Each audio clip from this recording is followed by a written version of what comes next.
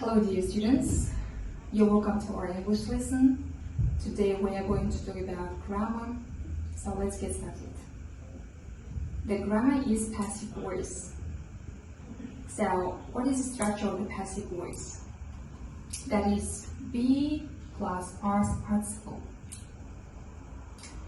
So first of all, let me say the rule of the passive voice. How is it used in sentences? When is it used? We often use passive voice when it isn't said or known and important who does an action. So here we have an example. Alan's bike has been stolen. In this sentence, it isn't shown who has stolen Alan's bike. So we know that somebody has stolen this bike, but we don't show it. That means this sentence is in passive voice. In passive sentences, the object of the verb becomes the new subject. If you want to say who did the action, it is used with preposition by. So we can say things in two ways, using passive voice or active voice. So pay attention for these two sentences. This house was built by my brother. This sentence is in passive voice, and also we use by here. We show by whom was built this house. Second sentence, my brother built this house. This sentence in active voice. We also show who built the house. So it means in the first sentence, we focus on this house. The noun is important here. And in this second sentence, my brother will focus on the subject. So guys, what about negative sentence and question sentence? We form negative and question sentences like in active voice. They also have auxiliary verbs when we want to ask questions or sentences. So let's take this first example. This house was not, that is a negative sentence. We put not after auxiliary verbs. Here it is was.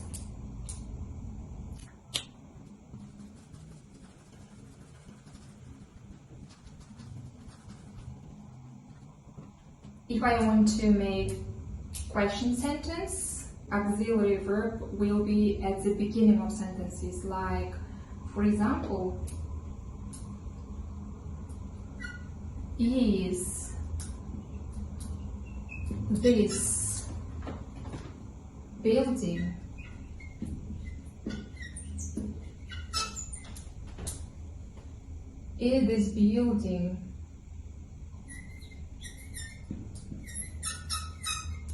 being cleaned?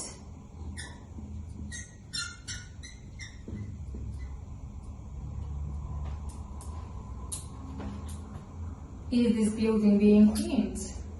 That is a negative sentence. So, how have you noticed? Is at the beginning of the sentences or of the sentence. So, guys, and also another rule for passive voice. So, guys, I want to show you the form of the passive voice in tenses. The first one is M is un plus past participle. that is present simple passive voice. It means passive voice also has tenses like active voice. The first one is present simple passive voice. Second is was, where plus past participle. That is past simple passive voice. M is are plus being plus past participle. Being for all, it isn't changed. It's present continuous passive voice. Has, have, been plus past participle. This is present perfect passive voice. And also future simple passive voice. It is made like will, be plus past participle. So, when else is passive voice used in sentences? We often use passive voice to talk about processes, for example, scientific processes, and in formal language, such as news reports. So we have two examples for this rule. The first one is, the water is heated to 100 degrees. In this sentence, passive voice used like is heated. Second example is, many buildings in the city have been damaged by earthquake. In this case, we also use passive voice, have been damaged. So guys, that is the end of the grammar. I hope that you have had a lot of information about passive voice in this lesson. So wish you good luck. Goodbye.